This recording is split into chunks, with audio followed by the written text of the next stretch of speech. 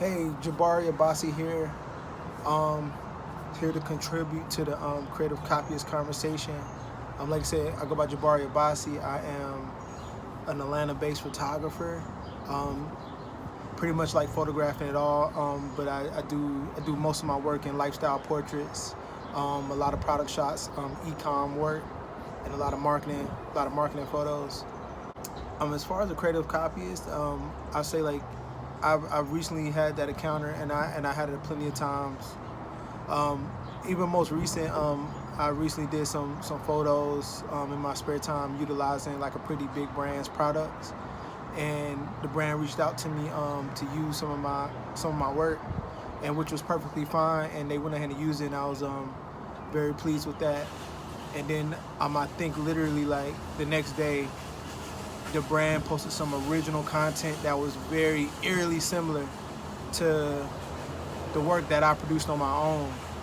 So, and I feel like that happens a lot, especially in the social media and Instagram landscape. I guess like my best advice I can give when dealing with creative copyists or things of that nature. So the biggest thing is I can tell everybody to take away from it is know your worth. Don't ever feel devalued because you don't have a lot of followers, or like you don't get a lot of likes. Like know the value of the work you put out, especially in the photography space. I think in recent times it's got very saturated, just because of social media and Instagram. A lot of people will go buy a camera and put it on auto mode and snap pictures and call themselves a photographer, and next they're charging $20, $30 for shoots, and it really devalues the craft as a whole. But to people who really put that time and effort into like editing their photos and really controlling and manipulating light, and really like taking it as a true art form, like never get discouraged or never stay discouraged.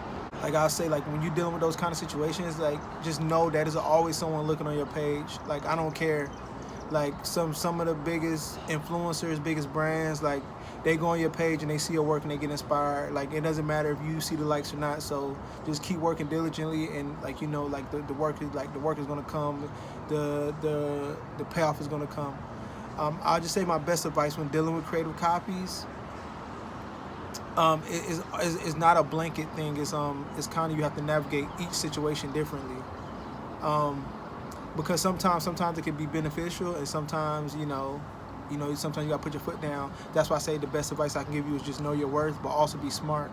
Obviously, like if you deal with something where someone may have copied your work and done something eerily similar, but maybe instead of like sending an angry email or an angry DM, if it's someone that you can leverage, like working with them or working with a brand or whatever, I will reach out. I will always reach out, like, hey, like, hey, I do work really similar to this, or I noticed this something similar to some of the artwork I recently put out. Like, would you mind see if there's opportunities to collab, or even if you see like someone who wants to repost or reshare your work, like yeah, like like sometimes if it gives you that exposure, like maybe like allow them to reshare, but always see those different opportunities that where you can like leverage yourself like to bigger and better opportunities and network and being able to build with brands. But then on the flip side of it, it always has to be to the point where like you have to put your foot down, like no, I can't do this, like no, like you can't do my stuff for free, or like no, stop stealing my product or my work or the art that I put out. So I think it's a balance, most definitely.